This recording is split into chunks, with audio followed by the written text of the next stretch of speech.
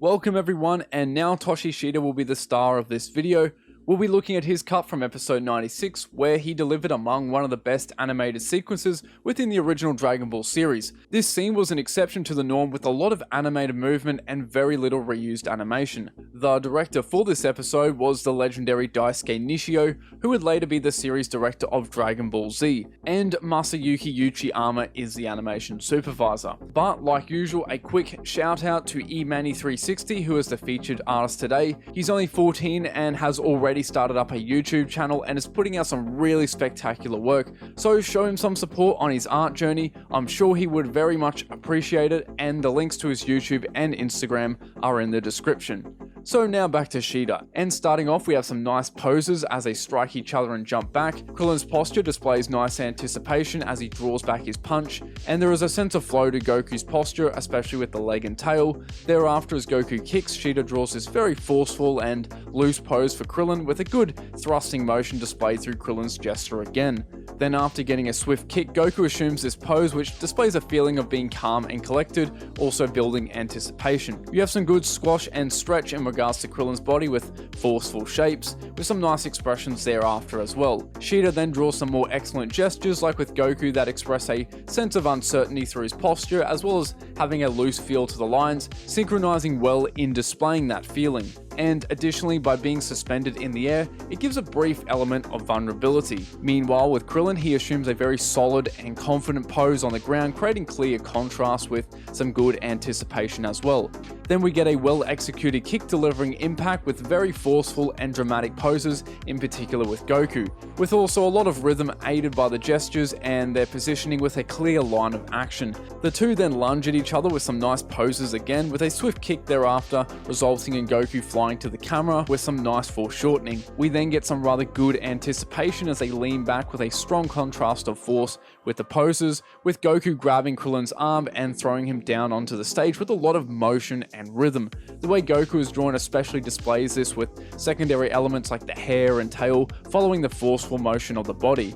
Soon after, Goku lands a punch and delivers a barrage of kicks animated mostly on ones. You have a variety of good facial expressions, with the eyes going from those arched half-oval eyes to full circles, with the gesture of Krillin's body communicating pain and shock, with how the feet are pointed in and his back being hunched over and leaning off to one side. Then after, with Krillin being kicked, he ironically is drawn in almost the exact same pose and position as Goku was in within a previous scene. But moving on, Krillin rolls across the tournament stage, launching into a kick upwards into Goku with some excellent gestures again, with speed lines also aiding to the motion. We then get an entirely different perspective, that being a bird's eye view as they exchange blows, with some well-drawn close-ups placed in between before switching back out. Goku then launches at Krillin, with Krillin launching back, with Shida delivering this really rhythmic gesture that gives a great sense of motion. I really love how forceful and dynamic it is, as well as the impact that you get from how he animates both characters launching directly at the viewer.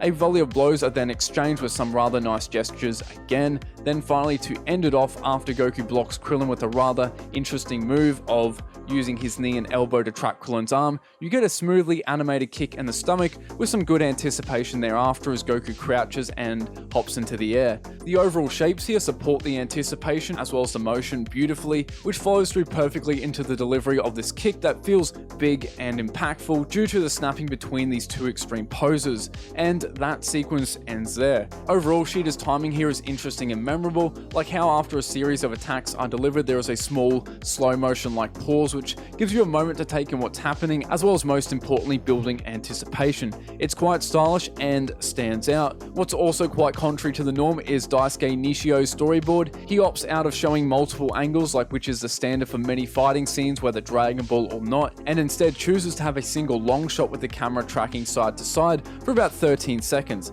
Again, it's something I'm not used to seeing, and I remember it having quite an impact when I first saw it. Additionally, it also creates a lot of immersion, and paired with Shida's excellent execution of this storyboard, it became guaranteed. Nishio also frames the characters in many interesting ways, such as that bird's eye view I mentioned earlier, and placing the camera quite low to the stadium floor. And finally, the choreography was spectacular and impactful with such a variety of attacks and moves. But with that, I'll end it there. Thank you all for watching. Hope you enjoyed it. I had a lot of fun making it, and I actually didn't plan to do a video this week due to time, but then I realized if I did something kind of nice and short, I could still get something out.